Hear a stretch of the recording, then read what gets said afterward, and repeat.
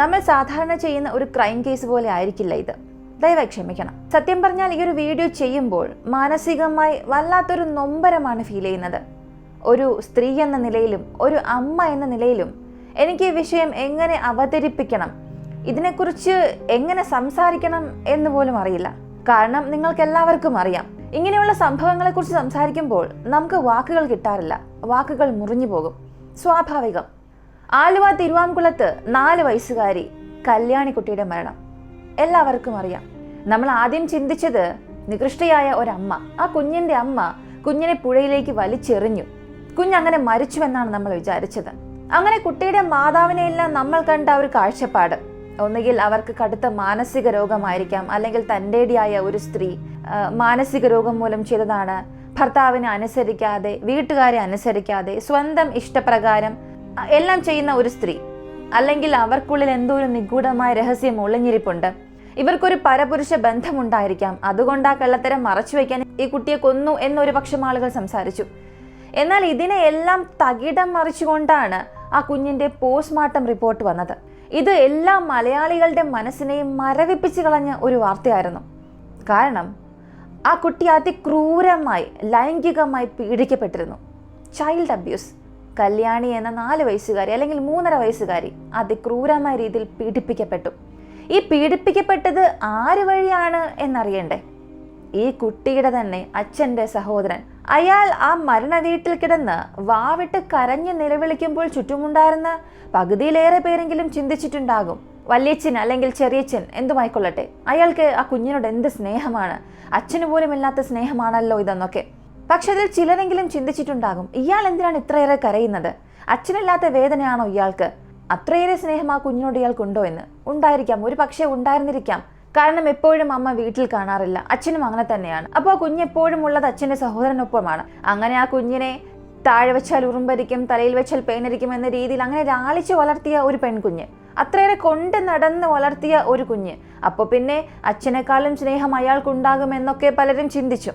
പക്ഷെ സംഭവിച്ചത് അതല്ലല്ലോ. അവിടെ സംഭവിച്ചത് അതിമൃഗീയമായ ഒരു നാടകം.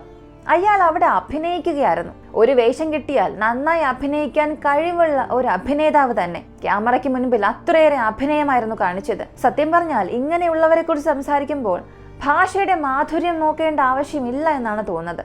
നമുക്കതൊക്കെ നഷ്ടപ്പെടുത്തിക്കൊണ്ട് തന്നെ സംസാരിക്കേണ്ടി വരും. കാരണം അയാൾ ചെയ്തു കൂട്ടിയത് അത്രയേറെയാണ്. ഒരു 3 വയസ്സുള്ള കുഞ്ഞിനോട് 2-2.5 വർഷത്തോളം കാണിച്ചത് ക്രൂരമായ ലൈംഗിക അതിക്രമമാണ് എന്ന് കേട്ടാൽ എങ്ങനെയാണ് ഇവരെ കുറിച്ചൊക്കെ മാന്യമായി സംസാരിക്കാൻ തോന്നുക? പക്ഷെ എങ്കിലും ഇതൊരു പബ്ലിക് പ്ലാറ്റ്ഫോം ആയതുകൊണ്ട് നമുക്ക് സംസാരിക്കുന്നതിനും ഒരു ലിമിറ്റേഷൻസ് ഉണ്ട്, അല്ലേ?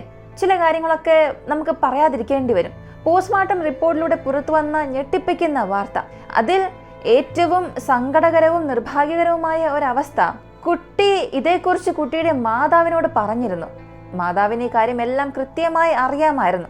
കുട്ടിയുടെ മാതാവ് പലപ്പോഴും ഇയാളോട് ഇതിനെക്കുറിച്ച് കയർത്ത് സംസാരിക്കുകയും പല കാര്യങ്ങൾ പറഞ്ഞതായിട്ടും ഒക്കെ മൊഴി കൊടുത്തതായും വാർത്തകൾ പുറത്തു വരുന്നുണ്ട്. ഇപ്പോൾ അച്ഛൻ്റെ സഹോദരനായ പ്രതി പോലീസ് കസ്റ്റഡിയിലാണ്. അയാളും കുറ്റസമ്മതം നടത്തി. കൂടാതെ ഈ പുറത്ത് പറയാനും വിവരിക്കാനും കഴിയാത്തത്ര രീതിയിലുള്ള ലൈംഗിക അതിക്രമങ്ങളായിരുന്നു ഈ കല്യാണി എന്ന 3.5 വയസ്സുകാരിയോട് ഈ ഒരു മൃഗം കാണിച്ചു കൂട്ടിയത്. ഇതൊന്നും ഈ ഒരു വീഡിയോയിലൂടെ നമുക്ക് വിവരിക്കാനായി കഴിയാത്തതാണ്. ഒരു 3.5 വയസ്സുള്ള പിഞ്ചു കുഞ്ഞിനോട് ഇയാൾക്ക് എന്ത് കാണിക്കാനാണ്? ഇതൊക്കെ കാണിച്ചിട്ട് ഇവർക്ക് എന്ത് സുഖമാണ് ലഭിക്കാൻ പോകുന്നത്? സത്യം പറഞ്ഞാൽ സമൂഹത്തിൽ 10, 500, 1000 ഒക്കെ കൊടുത്താൽ വേശ്യാവൃത്തിക്ക് ഒരുപാട് സ്ത്രീകളുണ്ട്.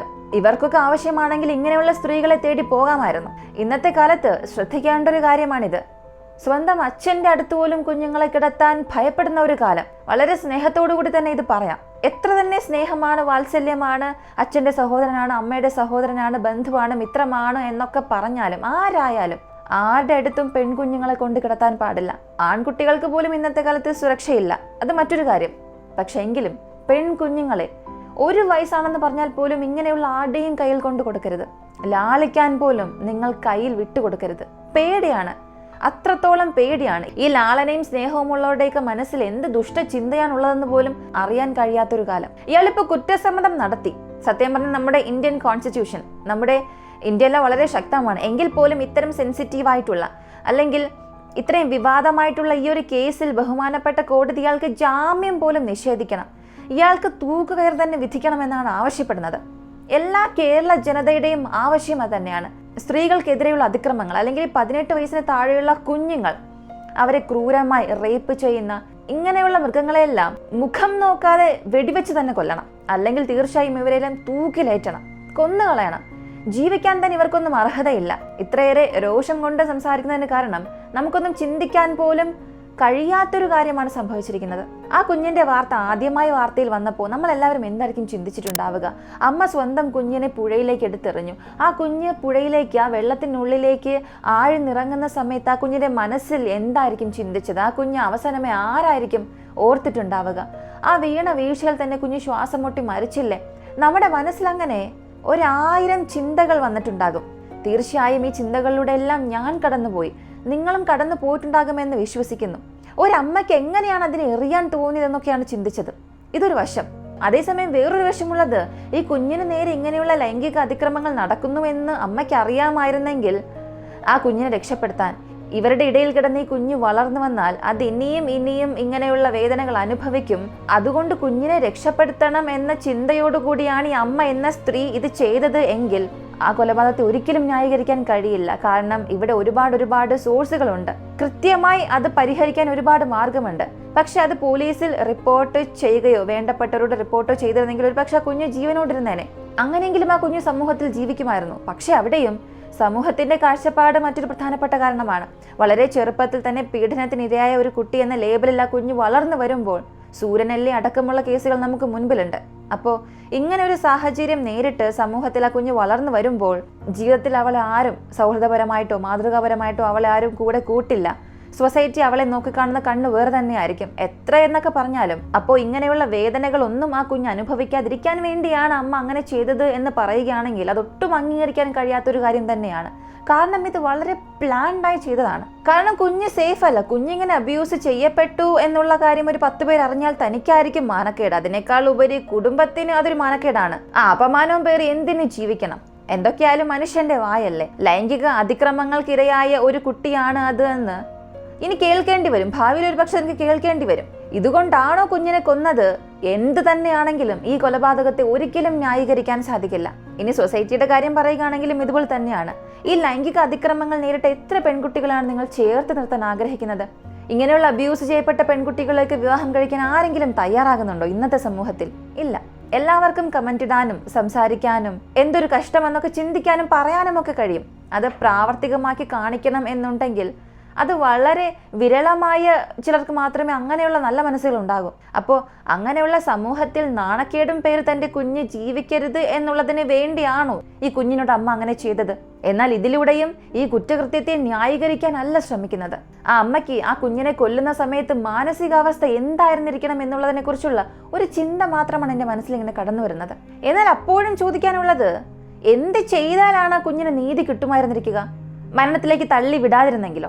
അങ്ങനെ ചെയ്തിരുന്നെങ്കിൽ ആ കുഞ്ഞിന് നീതി കിട്ടുമായിരുന്നോ? ഇനി ജീവിച്ചിരുന്നെങ്കിൽ ആ കുഞ്ഞിന് നീതി കിട്ടുമായിരുന്നോ?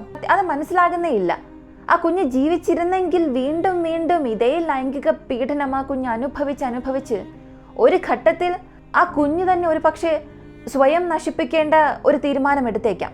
എന്തായാലും സത്യം പുറത്തു വരണം എന്നുള്ളത് കൊണ്ടാണ് ആ പുഴയിൽ വീണ് കുഞ്ഞ് മരിച്ചിട്ട് പോസ്റ്റ്മോർട്ടം റിപ്പോർട്ടിലൂടെ ആ കുഞ്ഞ് ഇത്രേ വർഷമായി പീഡിപ്പിക്കപ്പെട്ടു എന്നുള്ള സത്യം തന്നെ പുറത്തറിയുന്നത്.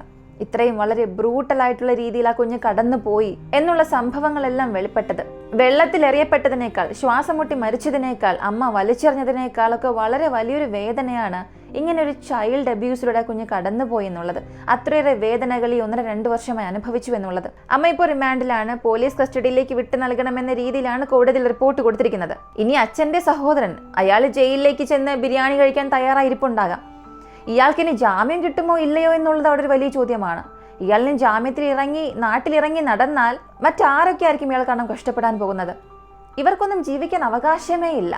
ദയവ് ചെയ്ത് നമ്മുടെ നിയമവ്യവസ്ഥ ഇയാൾക്ക് തക്കതായ ശിക്ഷ നൽകുക തന്നെ വേണം. ഇനി ഇവിടെ പറയേണ്ടത് ഈ അച്ഛന്റെ സഹോദരൻ മാത്രമല്ല, അച്ഛന് പോലും ഇങ്ങനെയുള്ള കാര്യങ്ങൾ അറിയാമായിരുന്നു എന്നുള്ള വാർത്തകളും പുറത്തു വരുന്നുണ്ട്. ഇതൊക്കെ വീണ്ടും നമ്മെ ഞെട്ടിപ്പിച്ചുകൊണ്ടിരിക്കുകയാണ്.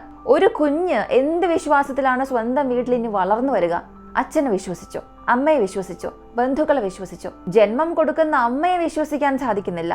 വളർത്തിക്കൊണ്ടുവരുന്ന അച്ഛനെ വിശ്വസിക്കാൻ സാധിക്കുന്നില്ല. സ്നേഹം കാണിക്കുന്ന ബന്ധുക്കളെ പോലും വിശ്വസിക്കാൻ സാധിക്കുന്നില്ല. ഒരു കുഞ്ഞിന് എങ്ങനെയാണ് ഭൂമിയിൽ ജീവിക്കാൻ സാധിക്കുക, ജനിക്കാൻ സാധിക്കുക? ഇവയെക്കുറിച്ചൊക്കെ പറയുമ്പോൾ വാക്കുകൾ കിട്ടുന്നില്ല, എങ്ങനെയാണ് സംസാരിക്കേണ്ടത് എന്ന് പോലും. വീണ്ടും പറയേണ്ടത്, ഇവരെയൊന്നും നിയമത്തിന്റെ കൈകളിൽ വിട്ടുകൊടുക്കുകയേ ചെയ്യരുത്. ഇങ്ങനെയൊന്നും പറയാൻ പാടില്ല. ഒരു പബ്ലിക് സ്പേസിൽ വന്നിരുന്നിട്ട് ഇങ്ങനെയൊന്നും സംസാരിക്കാൻ പാടില്ല. എങ്കിൽ പോലും പറയുകയാണ്, ഇങ്ങനെയുള്ളവരെ നിയമത്തിന്റെ കൈകളിലേക്ക് കൊടുക്കുകയേ ചെയ്യരുത്. സമൂഹത്തിലേക്ക് വലിച്ചെറിഞ്ഞു കൊടുക്കണം, ജനങ്ങൾക്കിടയിലേക്ക് അങ്ങ് ഇട്ടുകൊടുക്കണം. ബാക്കിയുള്ളത് ജനങ്ങൾ അങ്ങ് നോക്കിക്കൊള്ളും. എന്തായാലും വളരെ സങ്കടകരമായ, നിർഭാഗ്യകരമായിട്ടുള്ള ഒരു വാർത്ത. നമുക്കിടയിൽ തന്നെ എത്ര കേസുകളാണ് ഉള്ളത്. വാളയാർ കുട്ടികൾ പീഡിപ്പിക്കപ്പെട്ടതടക്കമുള്ള എത്ര കേസുകളാണ് നമ്മുടെ പക്കലുള്ളത്. എല്ലാവരും തെളിവില്ല, സാക്ഷിയില്ല എന്ന പേരിൽ ഊരിപ്പോവുകയാണ്. കോടതിക്ക് തെളിവുകളാണ് വേണ്ടത്. അവിടെ തെളിവില്ല എന്ന പേരിൽ, സാക്ഷികളില്ല എന്ന പേരിൽ കൊടും കുറ്റവാളികളെയാണ് കോടതി നിരപരാധി എന്ന് പറഞ്ഞ് വിട്ടയക്കുന്നത്. അതുകൊണ്ട് ഈ കേസിലെങ്കിലും ശാസ്ത്രീയമായ തെളിവുകൾ ശേഖരിച്ച് പഴുതുകളെല്ലാം അടച്ച് ജീവിതകാലം മുഴുവനും അയാൾ ജയിലിലടയ്ക്കണം. അല്ലെങ്കിൽ അയാളെ തൂക്കിൽ തന്നെ ഏറ്റണം. അതാണ് വേണ്ടത്. ഇതാണ് വളരെയേറെ ആഗ്രഹിക്കുന്നതും പ്രാർത്ഥിക്കുന്നതുമായ ഒരു കാര്യം. ഈ ഒരു വിഷയത്തെക്കുറിച്ച് സംസാരിക്കുമ്പോൾ വല്ലാത്തൊരു മാനസിക വിഷമമാണ്.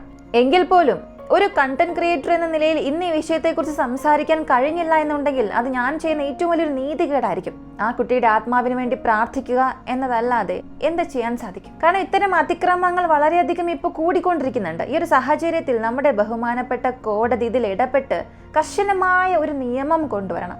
കുറ്റവാളി എന്ന് തെളിയിക്കപ്പെട്ടാൽ ഇത്തരം ക്രൈമുകളിൽ ഏർപ്പെടുന്ന ആൾക്കാർക്ക് കർശനമായ നിയമ നടപടി ഇവർക്കെതിരെ ഉണ്ടാകണം. തക്ക തെളിവുകളുടെ അടിസ്ഥാനത്തിൽ ഒരു നിയമ നടപടി ഇവർക്കെതിരെ സ്വീകരിക്കണം. അത്രത്തോളം ക്രൈമുകളാണ് വർദ്ധിച്ചു വരുന്നത്. ഇതിനെല്ലാം ഒരു അവസാനം വേണം. ഇങ്ങനെയുള്ളവരെ ഒന്നും ഇനി ഭൂമിയിൽ ജീവിക്കാൻ അനുവദിക്കരുത്. അവസാനമായി ഈ ഒരു വീഡിയോ നിങ്ങൾക്ക് ഇഷ്ടപ്പെട്ട ലൈക്ക് ചെയ്യുക, കമന്റ് ചെയ്യുക, സബ്സ്ക്രൈബ് ചെയ്യുക എന്നൊന്നും ഞാനിതിൽ ആവശ്യപ്പെടാൻ പോകുന്നില്ല. എങ്കിൽ പോലും നിങ്ങളുടെ വിലയേറിയ അഭിപ്രായങ്ങൾ നിങ്ങൾ അറിയിക്കുക. മാക്സിമം ഈ ഒരു വീഡിയോ ഒരുപാട് ആളുകളിലേക്ക് ഷെയർ ചെയ്യുക. നിങ്ങളുടെ അഭിപ്രായങ്ങൾ മാന്യമായി രേഖപ്പെടുത്തുക. എവിടെയാണ് തെറ്റുപറ്റിയത്, ആർക്കാണ് തെറ്റുപറ്റിയത്, നമ്മുടെ സിസ്റ്റത്തിനാണോ പ്രശ്നം? നിങ്ങൾ തന്നെ ചിന്തിക്കുക. നമ്മുടെ നിയമ സംവിധാനങ്ങൾ ശക്തമാണ്, നമ്മുടെ രാജ്യം ശക്തമാണ്.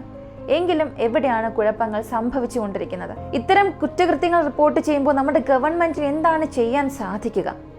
ഇത്തരത്തിലുള്ള ആളുകൾക്കെതിരെ ഏത് തരത്തിലുള്ള നിയമമാണ് ഇവിടെ വരേണ്ടത്? ഏത് നിയമമാണ് പൊളിച്ചെഴുതേണ്ടത്? ഇത്തരത്തിലുള്ള നിങ്ങളുടെ അഭിപ്രായങ്ങൾ കമന്റായി രേഖപ്പെടുത്തുക. അവസാനമായി, ഇത്തരം വീഡിയോസുമായി വീണ്ടും വരാൻ ഇടവരാതിരിക്കട്ടെ. ഇത്തരം വാർത്തകൾ ഇനിയും ഉണ്ടാകാതിരിക്കട്ടെ. മറ്റൊരു വീഡിയോയുമായി വീണ്ടും കാണാം.